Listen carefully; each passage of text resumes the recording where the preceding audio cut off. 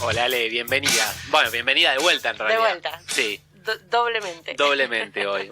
Bueno, hoy nos toca seguir con las historias de los compañeros que fueron víctimas de la AAA, ¿verdad? Absolutamente. Ya estamos ahí de la sentencia. Decíamos que, bueno, nada, que nos parecía importante contarle a la gente quiénes eran, ¿no? Porque la suma de las personas, de las historias personales es lo que ha hecho las grandes luchas, digamos, ¿no? Si no queda todo en un número, son 24 las víctimas, son 30.000 las víctimas, Claro. Y en realidad los compañeros y las compañeras tienen nombre, apellido y una historia de lucha. Lamentablemente, bueno, ya estamos medio ahí en con la sentencia, que va a ser el lunes que viene. El lunes que viene. A las 2, el lunes 2 de agosto a las 11 de la mañana, el tribunal emitió otro decreto del que te conté la semana pasada, porque primero había dicho que iba a dejar entrar a público, con lo que contara el aforo, pero el lugar no está habilitado porque no tiene entrecruzamiento de aire. Y hacerlo, bueno, lleva un tiempo en obras, digamos, ¿no? Para Claro. lograr el entrecruzamiento, cosa que no hay tiempo y no. Así que dio marcha atrás con el primer decreto y puso que no va a ser abierto al público, solamente entrarán las partes y, bueno, algún que otro familiar, una sola persona de algunos familiares, como por ejemplo de Sileruelo y de García, que tiene un abogado en la querella. Ajá. Así que, bueno, desde los organismos de derechos humanos, desde Hijos, la Red y quienes constituimos la Mesa por el Juicio y Castigo, no estamos convocando tampoco afuera de Colón 80, porque, bueno, estamos en pandemia, porque creemos que no corresponde, porque venimos manejándonos con esta tesitura desde el comienzo de la pandemia y así lo seguimos haciendo ahora. El tribunal tampoco, porque bueno, habían pensado en un momento algunas personas en poner una pantalla, el tribunal no autorizó a poner ninguna pantalla afuera tampoco, así que lo que aconsejamos es que la gente que quiera seguirlo lo puede seguir en vivo por la página de YouTube, como fue durante todo el juicio. Lamentablemente son los tiempos que nos tocan y la responsabilidad que nos cabe en cuidar al otro, ¿no? La pandemia no terminó. Aparte quedan muchos genocidas para seguir juzgando en pospandemia, así que Absolutamente. Tampoco va a ser el último acto. No, van a poder venir en los próximos juicios Sí. a los inicios y a las sentencias. Así es que, bueno, ese es un poco en síntesis el comunicado del tribunal y la posicionamiento que asumimos los organismos. Bueno, como te contaba, como venimos contando desde las últimas columnas, venimos hablando de los compañeros y las compañeras asesinados, que son 24 en esta causa. Hoy te voy a contar, hay 3 compañeros que fueron secuestrados y asesinados conjuntamente, que son José Alberto Surace, Julio Alberto García y Gabriel Raimundo Ganuza. Los 2 primeros son de Viedma, tenían 22 años cada uno.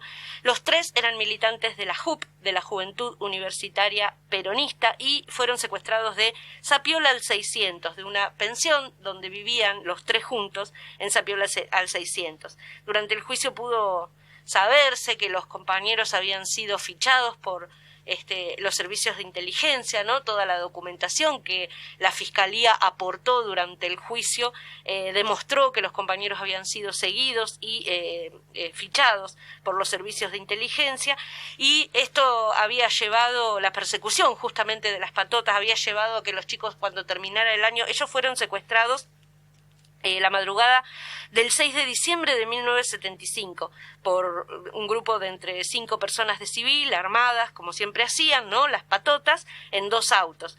Ellos, debido a estas persecuciones, ya habían dicho que el próximo año no iban a empezar.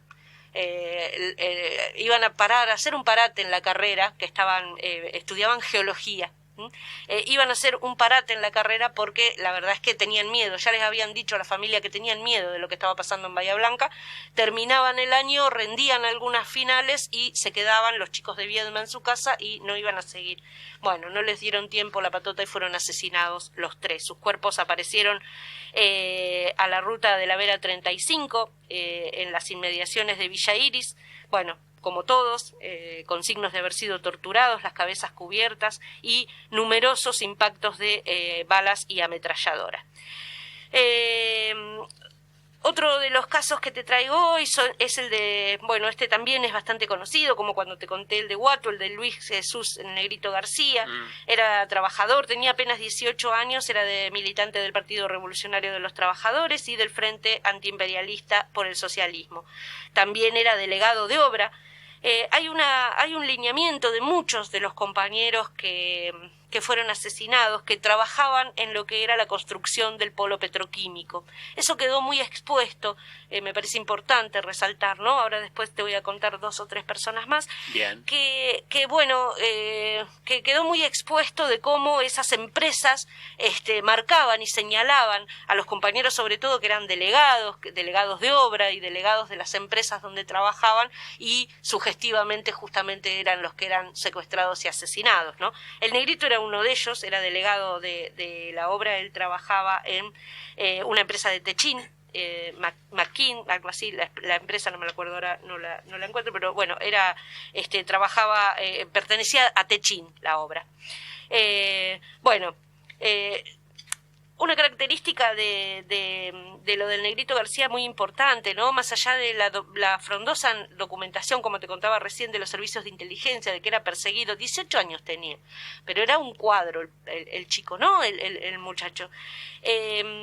Pero los servicios de inteligencia no frenaron con eso, ¿no? Porque el sepelio del Negrito García fue un evento histórico en Bahía Blanca, ¿no? De esos que la generalidad de la gente no lo cuenta, pero pasó. Fue un evento multitudinario. Fueron caminando desde el barrio noroeste, desde la casa donde fue velado el Negrito, con cajón en mano, se cruzaron todo Bahía Blanca y fueron caminando hasta el cementerio.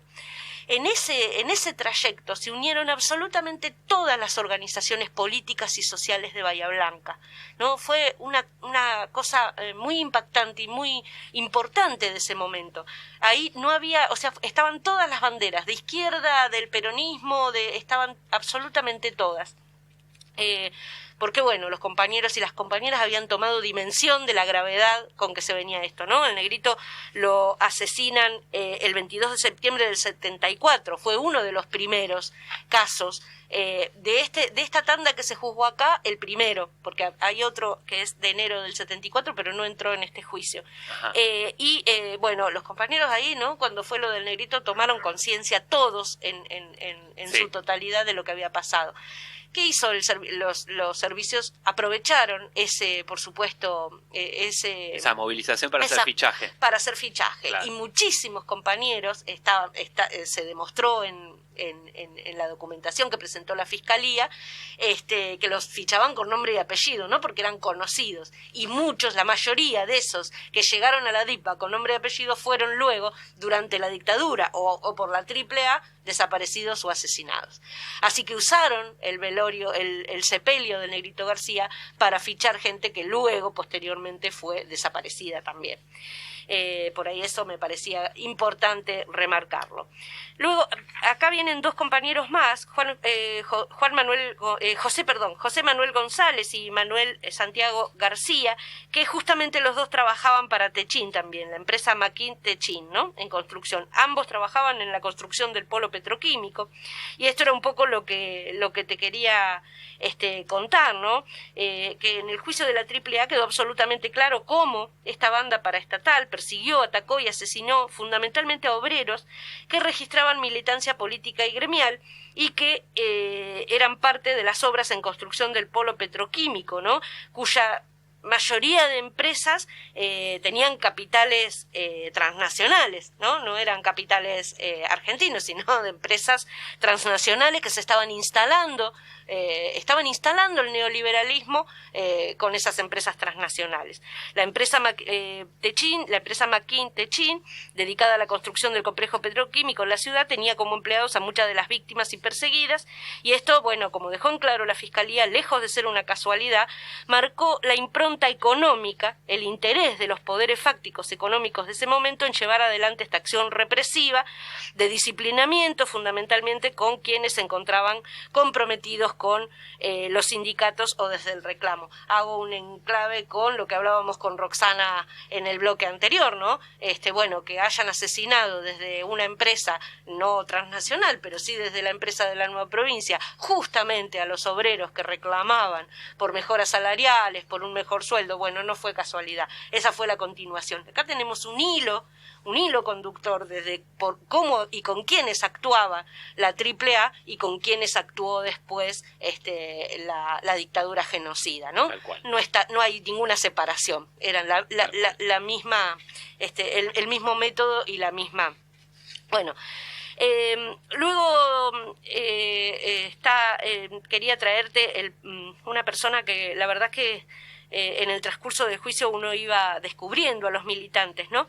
El que te voy a contar, el compañero Rodolfo Celso Gini, era un compañero que era bioquímico, tenía 43 años, era recibido de la Universidad de La Plata y era docente en la localidad de Huanguelén. Huanguelén, un pueblito de 5.000 personas, que fue castigadísimo, primero por la AAA con estas acciones, y luego en la dictadura, bueno, sufrieron una persecución tremenda, ¿no? Sitiaron literalmente el pueblo de Huanguelén en un momento, ¿no? Buscando justamente a personas que tuvieran que ver con Gini, que ya habían asesinado en el 74. Gini fue asesinado el 2 de diciembre de 1974, en la madrugada, mientras dormía toda la familia, tenía 4 hijas, vivía con su esposa y sus 4 hijas, y mientras dormían se hicieron presente una patota allí en la casa de Huanguelén, entraron, ataron a la mujer, la encerraron en un baño, la amordazaron y la ataron y se llevaron secuestrado a Gini, no sin antes pinturrajear toda la casa con las letras AAA. Hay fotos que son parte de